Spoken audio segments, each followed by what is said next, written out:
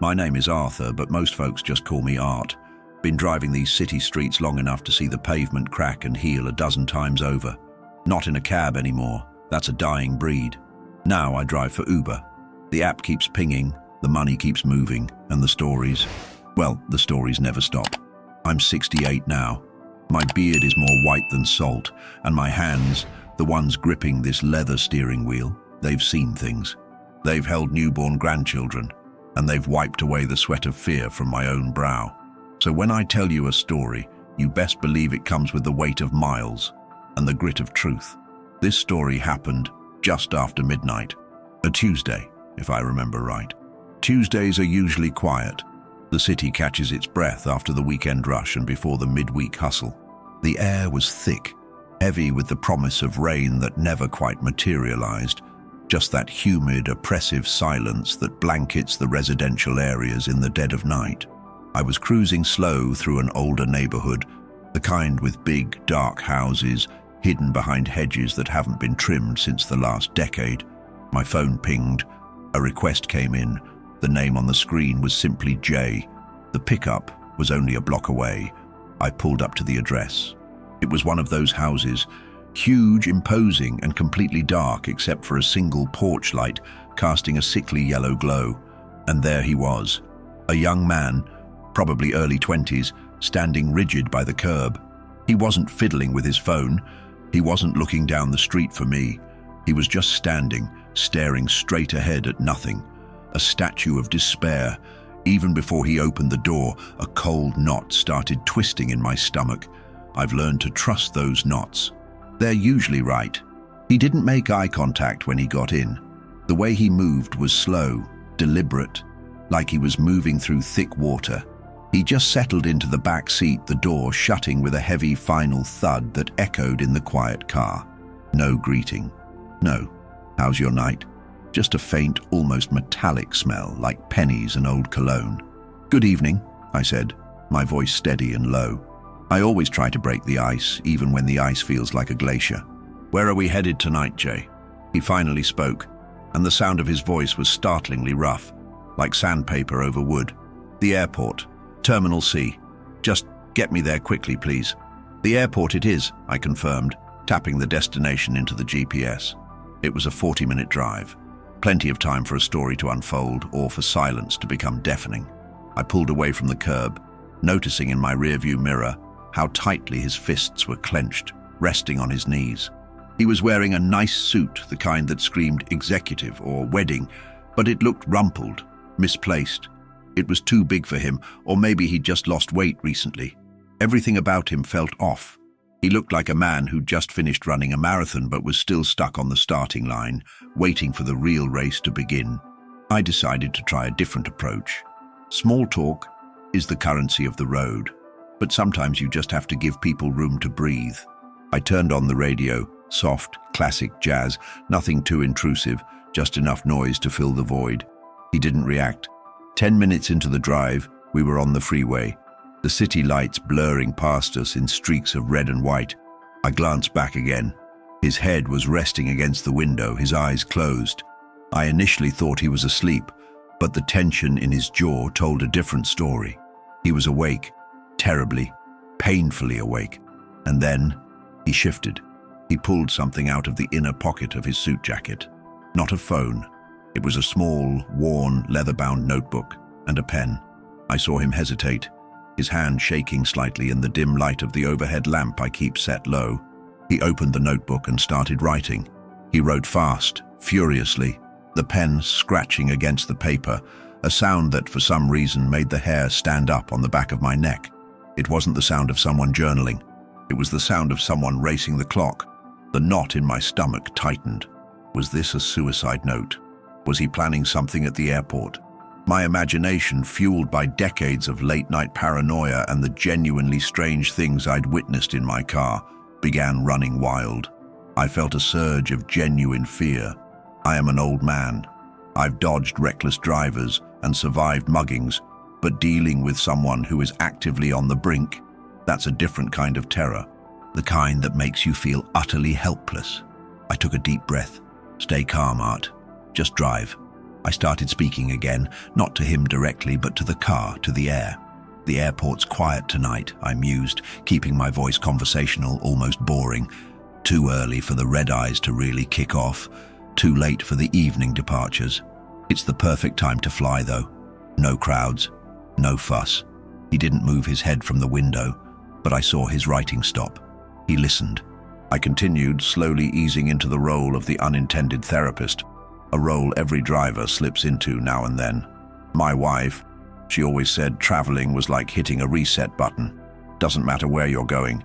The simple act of leaving, of being in motion, can change the entire frequency of your life. Something about the altitude, maybe. Silence again. Long, agonizing silence. I didn't push. I just drove, watching the mile markers tick down. Finally, just as we hit the final stretch of highway that leads directly to the airport terminals, he lowered his notebook. He cleared his throat. It was a dry, ragged sound. "Do you believe in second chances, Art?" he asked. He used my name. It was the first time he'd acknowledged me as a person, not just a conveyance. The question hit me with the force of a confession. It wasn't a hypothetical question. It was a plea. I eased the car over into the right lane, preparing to take the exit ramp. "I believe that the sun comes up every single morning, Jay," I said, trying to keep my eyes on the road. But my attention was completely locked on his reflection in the mirror. His eyes, for the first time, met mine. They were red-rimmed and filled with a pain so vast, so encompassing, it took my breath away.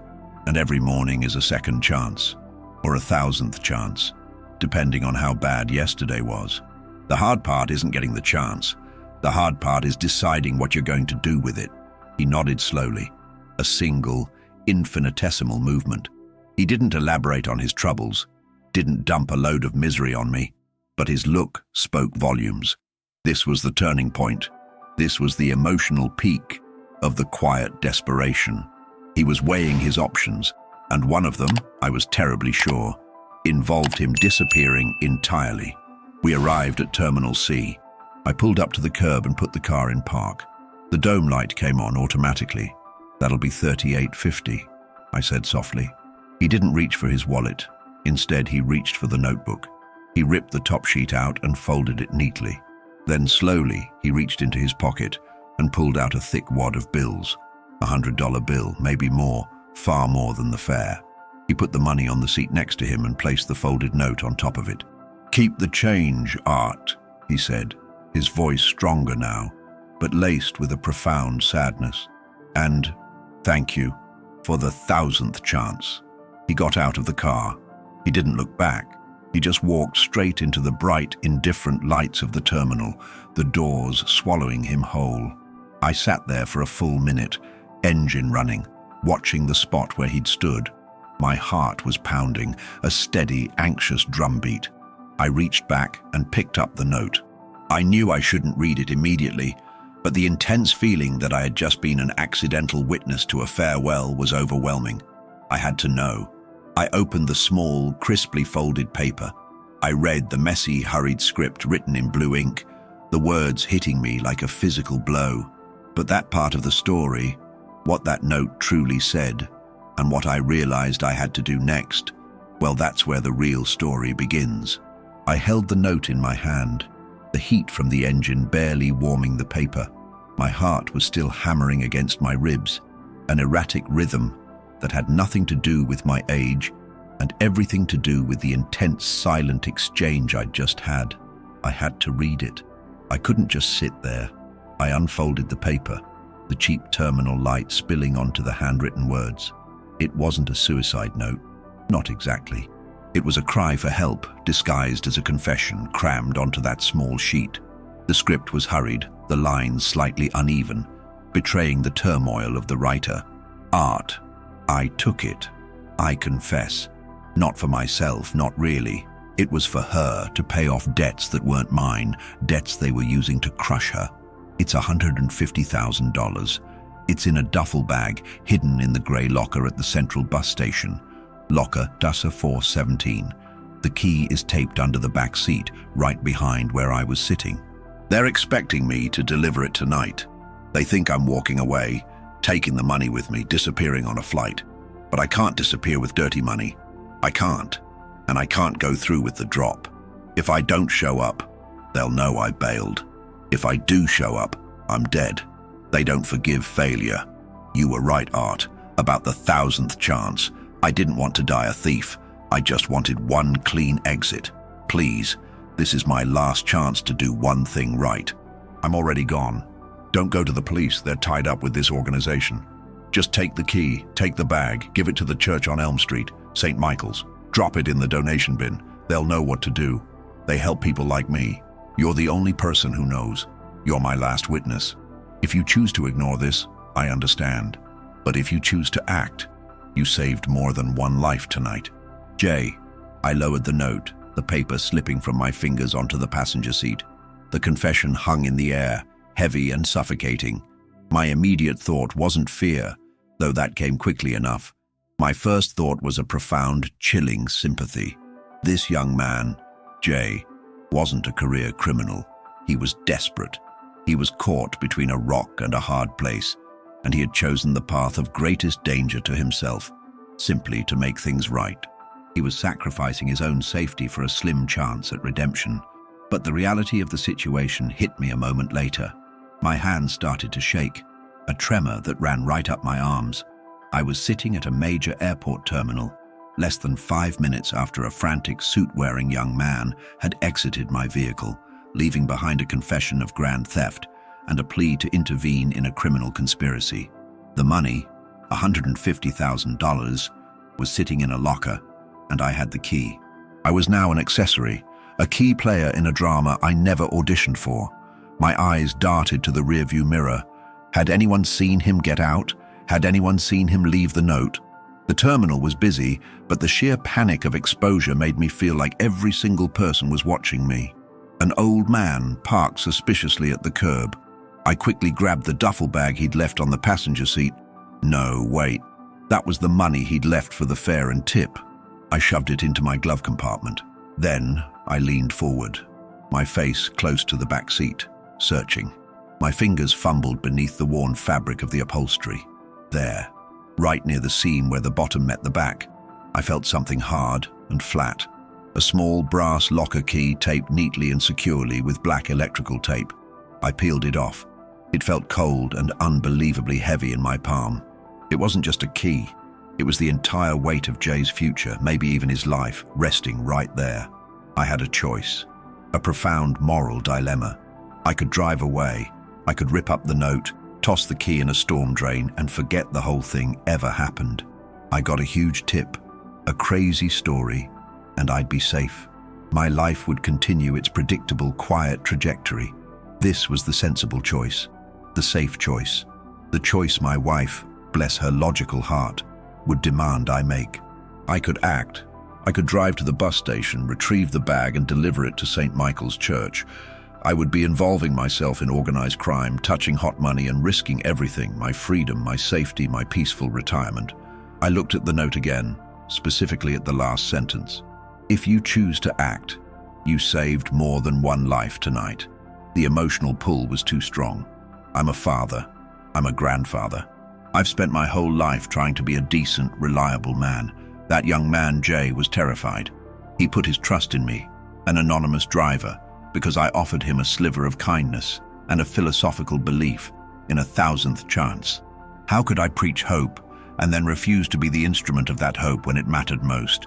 The sense of moral obligation surged through me, overpowering the initial fear. St. Michael's on Elm Street. The church wasn't far from my route home. The bus station was about 20 minutes in the opposite direction, toward downtown. The clock was ticking. Jay had implied the drop was supposed to be tonight. If I delayed, or if I didn't show up with the money at all, Jay's criminal associates would start looking for him. And if they found him, they'd undoubtedly start looking for anyone he might have contacted. The Uber records would point right back to me. I made my decision. It wasn't rational. It was gut instinct, the kind that had kept me alive on the road for 30 years. I pulled out of the terminal area, merging back onto the highway. I didn't head home. I set the GPS for the central bus station. The internal feeling of apprehension grew with every mile.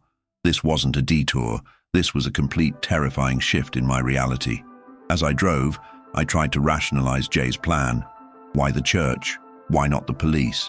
If the police were truly compromised, as the note claimed, then the church, particularly one with a reputation for outreach and anonymity, was a smart, desperate choice. Jay was trying to launder his crime through compassion, returning the money to a place where it could do good, effectively making his getaway clean of the theft itself. But what if I was walking into a trap? What if Jay wasn't a victim but a setup? A way to lure an unsuspecting driver into becoming a mule? The suspicion warred with my determination. I had to trust my gut feeling about the young man's despair. His fear was too real to be an act. I pulled into the desolate, poorly lit parking lot of the bus station. The clock on my dashboard read 1:45 a.m. The station itself was a concrete tomb, echoing with the sound of a distant bus idling and the occasional harsh cough of a loiterer. I gripped the steering wheel so tightly, my knuckles were white. The anxiety was almost paralyzing. I had to appear casual, like a tired old man waiting for a relative's bus to pull in. I found the main entrance and walked toward the bank of lockers. I scanned the area, trying to spot anyone who looked out of place, anyone too interested in a 68-year-old man in a cheap jacket. I didn't see anyone immediately suspicious, but the darkness had a way of concealing everything, turning shadows into threats. Locker, year 417. It was situated on the bottom row, tucked away in the corner. I knelt down, pretending to tie my shoe, and quickly inserted the small brass key. The tumbler turned with a distinct metallic clink. The sound felt deafening in the silence. The hinges groaned as I opened the small door, and there it was. The locker door creaked open, revealing the contents. It wasn't a neatly stacked briefcase like in the movies. It was a standard faded grey duffel bag, the kind a gym enthusiast or a construction worker might use. But this bag didn't contain sweaty clothes or tools. It was filled with $150,000. It looked small, unassuming, yet I knew the implications of its contents were enormous. The money was tangible proof that Jay's desperate story was horrifyingly true. I reached in and pulled the bag out. It was heavy, a dense, dead weight that surprised me. Not the weight of coins, but the solid, undeniable weight of bundled paper. I zipped the locker shut, making sure it clicked, and stood up as casually as my shaking 68-year-old knees would allow. The key went back into my pocket, a constant reminder of the promise I was keeping. Now, I was the one carrying the hot money. I was the mule. The bag was slung over my shoulder, and I started walking back to the car. Every step I took felt calculated, echoing in the vast, empty hall. I kept my eyes scanning. I felt the paranoia clawing at the back of my throat. Every shadow seemed to move. Every person seemed to pause just a little too long as I passed. I imagined the eyes of Jay's associates, the they he warned about, watching from the darkened corners, recognizing the bag, the target of their pursuit. As I reached the exit, I saw him, sitting on a bench, pretending to read a newspaper that was folded too neatly for the late hour. Was a man.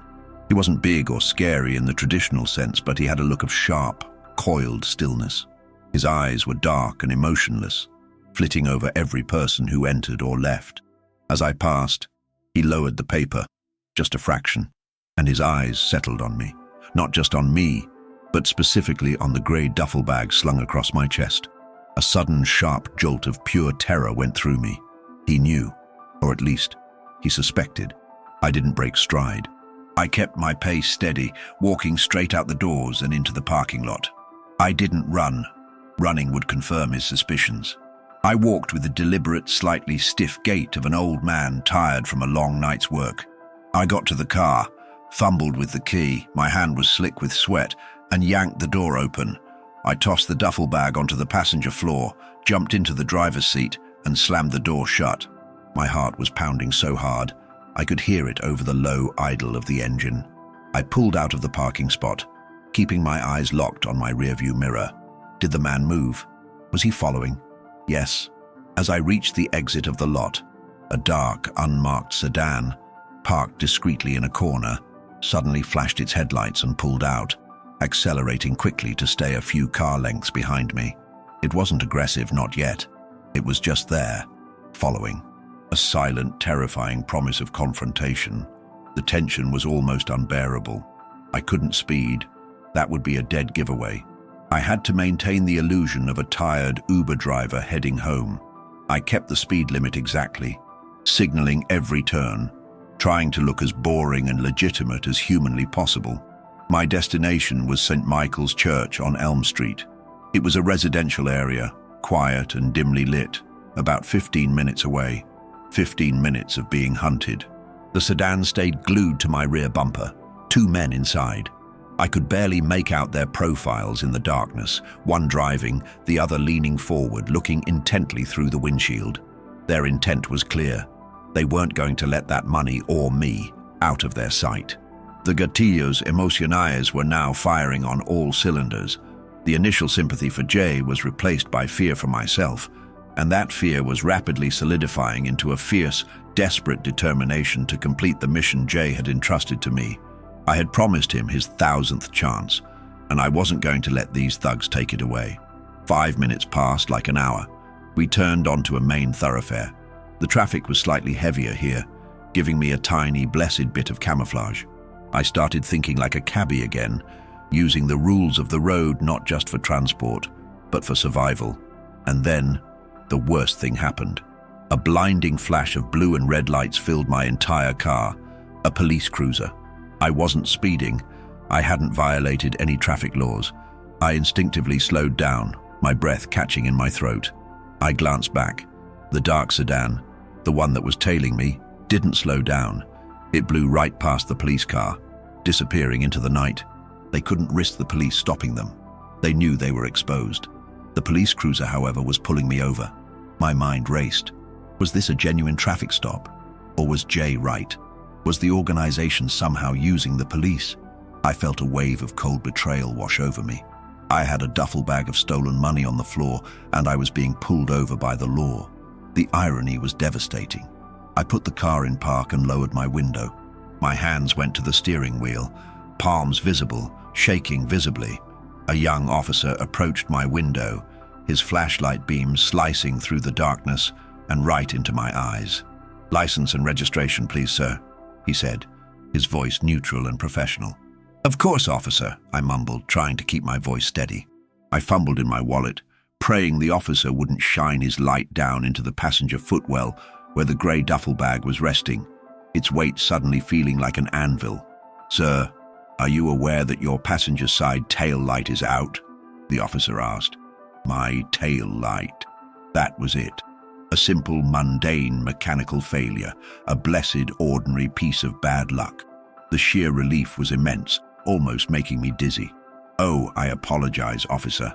I hadn't noticed. I'll get that fixed first thing in the morning. I've been driving all night," I explained, making sure I sounded tired and old, which I genuinely was at that moment. The officer took my documents and went back to his car. I sat there, gripping the wheel, every muscle in my body screaming with pent-up anxiety. Was he running my name? Was he checking if any old Uber drivers were involved in a $150,000 theft? The minutes stretched into infinity. He finally returned, handed my papers back, and leaned down. "Mr. Arthur, just a warning tonight. Get that light fixed. Drive safe. Long night." "Thank you, officer. Drive safe yourself," I replied, forcing a polite nod.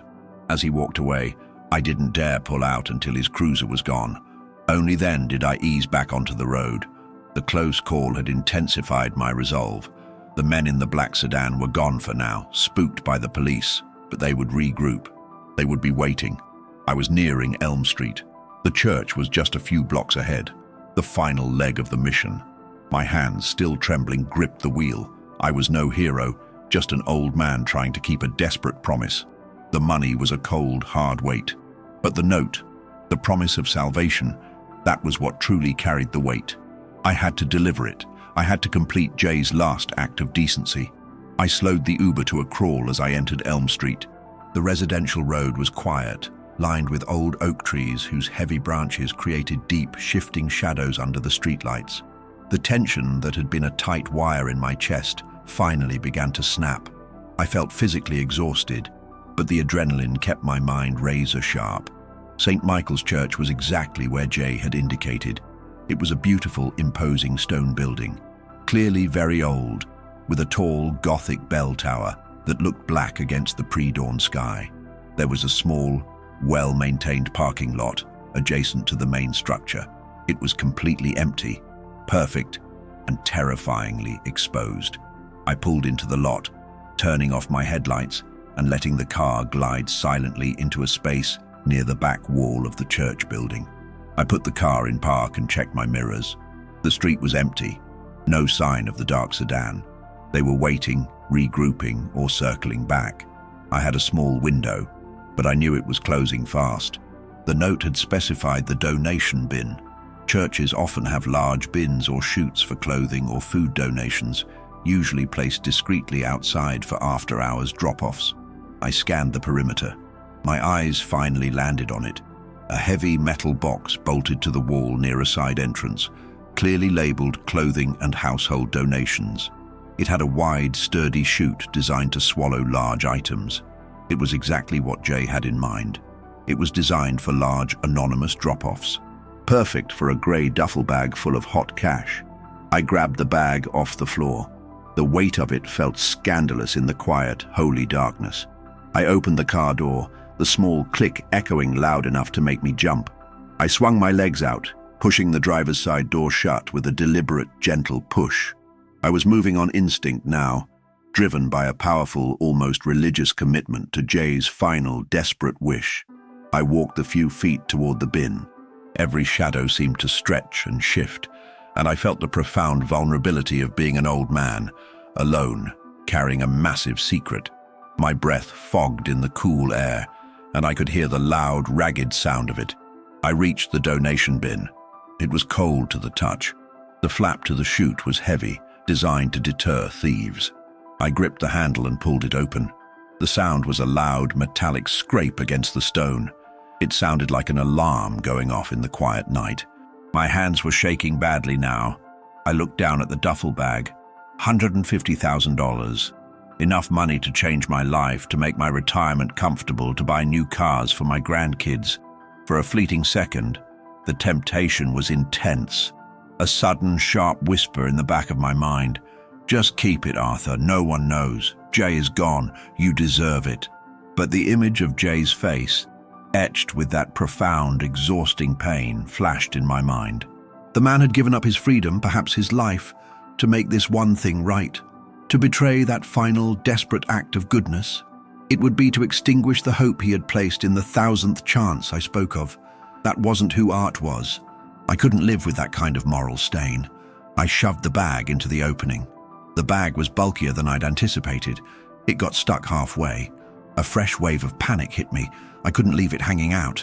It had to go all the way in. I pressed down, pushing with all my might, grunting with effort. The bag finally slid past the opening and dropped down into the dark cavity of the bin with a soft, muffled thump. It was done. I yanked the metal flap closed. It slammed shut with a final, decisive clang that shattered the silence of the night. I turned quickly, rushing back toward my car, and that's when I saw it. The lights of a car turning onto Elm Street, not from the main road but from one of the small residential side streets. It was dark. It was low to the ground. And the shape, the profile, I recognized it instantly. The black sedan. They hadn't gone far. They had been circling. They saw me. There was no doubt. The car accelerated suddenly, the sound of the engine breaking the peace of the quiet neighborhood. I scrambled into my car, pulling the door shut. My hands flew to the ignition, fumbling with the key again. The engine turned over. Vroom. Thank God. I didn't bother backing up or turning around properly. I threw the gear into drive and cut the steering wheel hard, fishtailing the Uber out of the parking lot and back onto Elm Street. The headlights of the sedan were now bright points of menace behind me, growing larger, closer. This was no longer a philosophical act of charity. It was a desperate chase. I drove fast, but not recklessly. I knew these streets, and they didn't. I whipped the Uber down a narrow alleyway, scraping the side mirror on a brick wall, a small price to pay, and emerged a block over, forcing the sedan to slow down and execute a tight, difficult turn. I had bought myself seconds.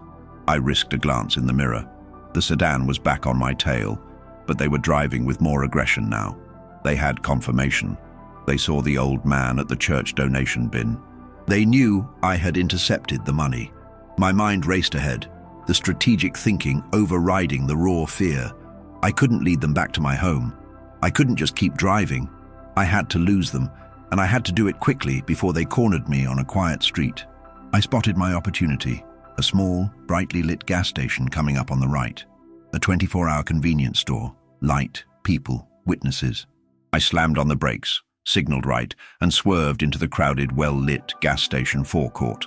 I pulled up to the nearest pump, not to get gas, but to mix myself into the ordinary traffic of the world. I killed the engine and got out immediately, walking briskly toward the entrance of the convenience store, putting myself in clear view of the security cameras. The black sedan, unable to match my sudden chaotic stop, overshot the entrance. They had to choose: execute a dangerous U-turn in the middle of a main road, or risk being seen idling suspiciously in the light. They opted for a side street, their car disappearing quickly into the shadows. I had shaken them for the moment, but I knew this wasn't over. They now knew my face, my car, and my intention. I had succeeded in my mission. The money was safe, but I had painted a huge target on my back. I walked into the bright, fluorescent glare of the convenience store, my heart still a frantic drum. I bought a cheap bottle of water and stood at the counter trying to look like a man who had simply pulled over for a drink after a long shift. I paid, my hands trembling visibly on the counter, the cashier giving me a worried look. I was safe for now, but I was also awake to a reality that only Jay and his tormentors truly understood. I had kept my promise.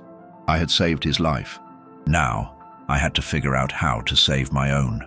I sat in the glow of the gas station for almost an hour, nursing that plastic bottle of water.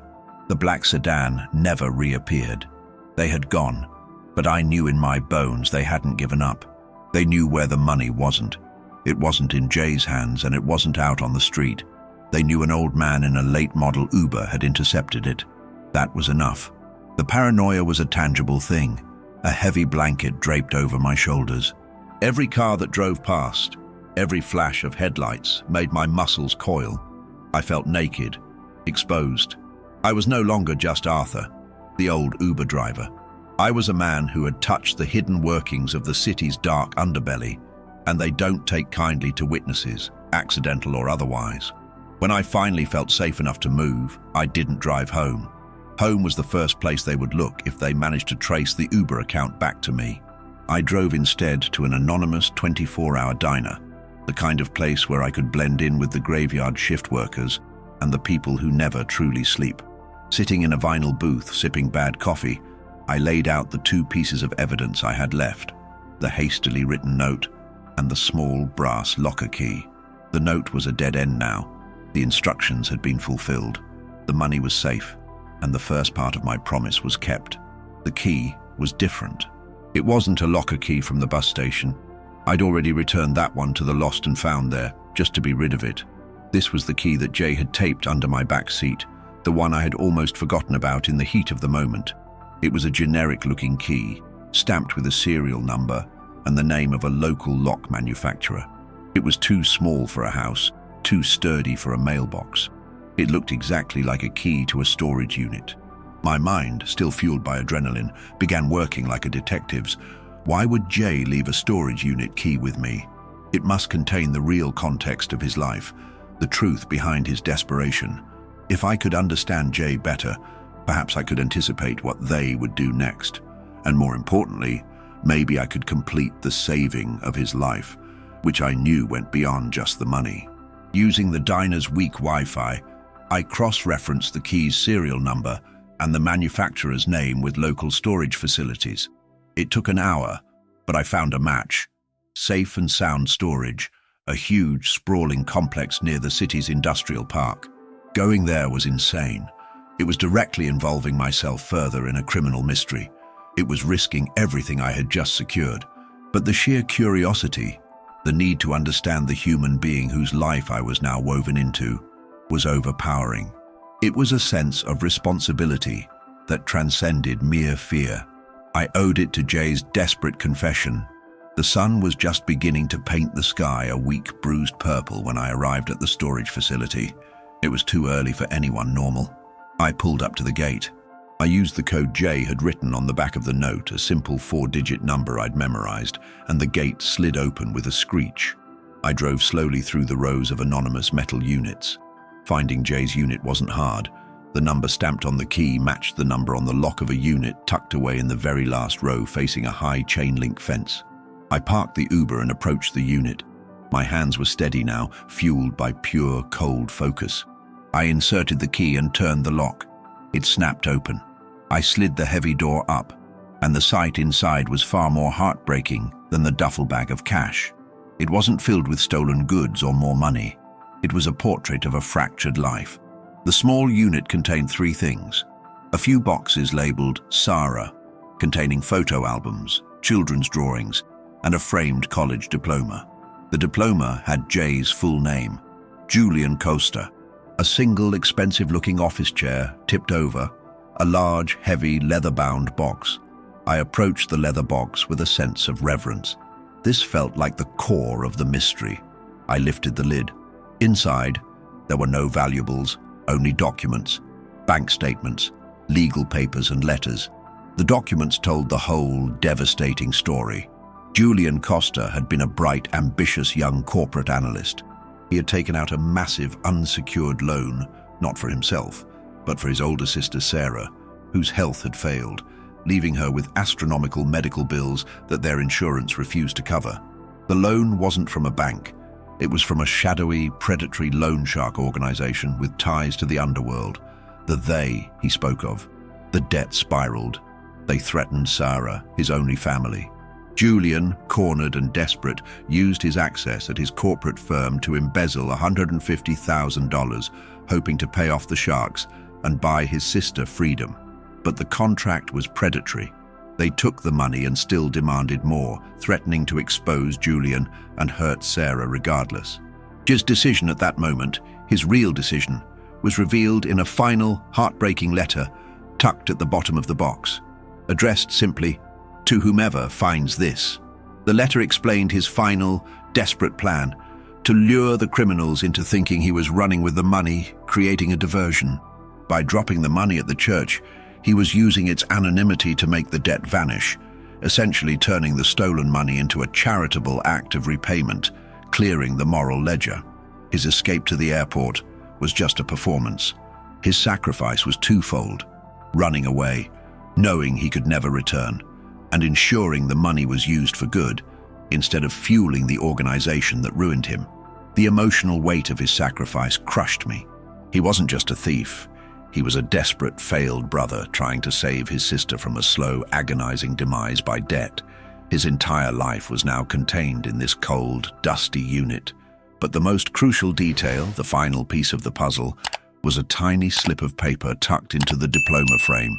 A single phone number and an address for a small, out-of-state nursing home. Sarah Koster, Julian's sister. Julian was gone, either on a plane or hiding somewhere, but his sister was still here. She was the one he truly wanted to save. I realized with a chilling certainty that the black sedan men wouldn't stop looking for Julian until they had their revenge, and they would use the one leverage he truly cared about. I had saved the money. Now I had to save the person. The mission had just become personal. I locked the unit back up, the key now feeling like a badge of honor. I had to warn Sarah. I drove out of the storage facility parking lot and onto the main road. The sun was fully up now, a blinding, indifferent orange. I had been up all night, threading my way through a criminal conspiracy, and now I had a new, more urgent passenger, the mission to save Sarah Koster. The nursing home was 4 hours away, in a quiet, smaller town across the state line. I knew I couldn't trust my phone or my car's GPS. They could be tracked. I reverted to my old habits: paper maps, cash only for gas, and driving like a phantom, changing my route constantly, using the back roads that haven't seen an Uber request in a decade. The sense of responsibility for Sarah was a sharp counterpoint to the exasperation of being forced into this life. My eyes constantly scanned the mirrors. Every black sedan, every car moving too fast, too slow, was a potential threat. My paranoia hadn't vanished. It had simply been channeled into a desperate vigilance. 4 hours later, I pulled up to the Crestview care home. It was a small, pleasant facility, far removed from the cold shadows of the city. I parked across the street and took a moment to compose myself. I was a 68-year-old man about to confront hardened criminals. I had no weapon, only a lifetime of street smarts, and a terrifying truth. I walked into the lobby. I asked for Sarah Koster. The receptionist, a kind, tired-looking woman, directed me to her room. Sarah was in a wheelchair by the window, a frail woman in her late 20s, staring out at a small garden. She had Julian's eyes, a beautiful, intelligent shade of brown, but hers were clouded with fatigue and sadness. "Miss Koster, my name is Arthur," I said, keeping my voice soft. "I was a friend of your brother's." Her eyes widened slightly, a tiny spark of hope flickering in the vast grey of her weariness. "Julian, is he all right?" I knelt beside her chair, keeping my voice low, intense. "He's safe. He's gone, but he's safe. He made a terrible sacrifice for you, Sarah. But you need to listen to me, and you need to listen fast. You are in danger." I explained quickly the truth about the loan, the money at the church, and the men who were hunting him. Her eyes filled with tears, not of fear, but of profound grief for her brother's fate. "He tried to protect me," she whispered, her voice barely audible. "He always tried to fix things." Just as I was urging her to call the local police, to move her immediately to a secure location, the lobby door swung open. 3 men. 2 of them were the men from the black sedan, now joined by a third, older man in a tailored suit, the likely leader. They spotted me instantly. The look in their eyes was pure, cold, professional fury. The tension spiked to an almost unbearable level. The leader, his voice deceptively smooth, called out, "Mr. Arthur, we've been looking for you. Where is the money?" "It's gone," I said, standing up slowly, putting myself physically between the men and Sarah's wheelchair. My heart was pounding, but a strange sense of calm settled over me. I had fulfilled the promise. Now I just had to survive the confrontation. It was returned to a charity. You won't find it. "It's a dead end." "Dead end," the leader chuckled, a humorless, chilling sound. "You think you can teach us a lesson, old man? We'll take her instead. She's his collateral." "No," I said, my voice rising, gaining a powerful, unexpected strength. "You can't, because Julian didn't steal the money. He put it back. He left a paper trail, names, dates, and account numbers, all logged and secured at the storage unit. Everything about your operation is written down. If anything happens to me or if you touch her, that ledger goes straight to the federal authorities. Julian made sure that his failure to pay you was your ultimate downfall." I was bluffing, of course. Julian's box only held the truth of his debt, but the bluff was built on the credibility of my commitment to Julian's mission. The men looked at each other, hesitation in their cruel eyes. They were organized, but they were also cowardly. They hated exposure more than anything. A quiet debt collection was one thing. A federal investigation sparked by an old man and a disabled woman was another. The leader stared at me for a long, agonizing moment, weighing the risk. Finally, he let out a frustrated sigh. "You just bought yourself a whole lot of trouble, Arthur," he spat. He turned to his men. "We're done here, let's go." They turned and walked out, slamming the door behind them. I stood there, trembling, until I heard their car speed away. I had won, not with muscle, but with the quiet courage of telling the truth and the desperation of a brother's love. I immediately helped Sarah contact a sympathetic social worker and arrange for a security transfer to a truly private facility out of state, where she could finally be safe. I stayed until the arrangements were made. Then I drove away, back toward my anonymous life. A week later, I was back in the Uber, driving the night shift again. The city still had its secrets, but now I was part of them. The tension had faded into a quiet resolution. That night, I received a notification on the Uber app. It was a rating for the trip from a week ago, 5 stars. But there was also a small typed message in the review section sent anonymously, a final confirmation that Julian was watching, and he knew. The message read, simply, "You didn't just save Sarah. You reminded me that honesty is still possible. You gave me the courage to turn myself in and face the music, knowing she was safe. You saved my soul. You saved my life. I pulled the car over to the curb and shut off the engine. I leaned my head back against the seat. I wasn't just an Uber driver anymore. I was a link in a chain of redemption. The young man had thought his life was forfeit, but by giving me a simple note and a mission, he hadn't just saved his sister. He had found his own courage, his own moral center, and in that same act, he had given a tired old driver a reason to believe in the kindness of strangers and the immense power of a second chance. I picked up my phone, my fingers hovering over the Go Online button. My name is Arthur, but you can call me Art. I drive for Uber, and sometimes these quiet, ordinary streets turn into the stage for the most extraordinary, heartbreaking, and ultimately redeeming stories you will ever hear.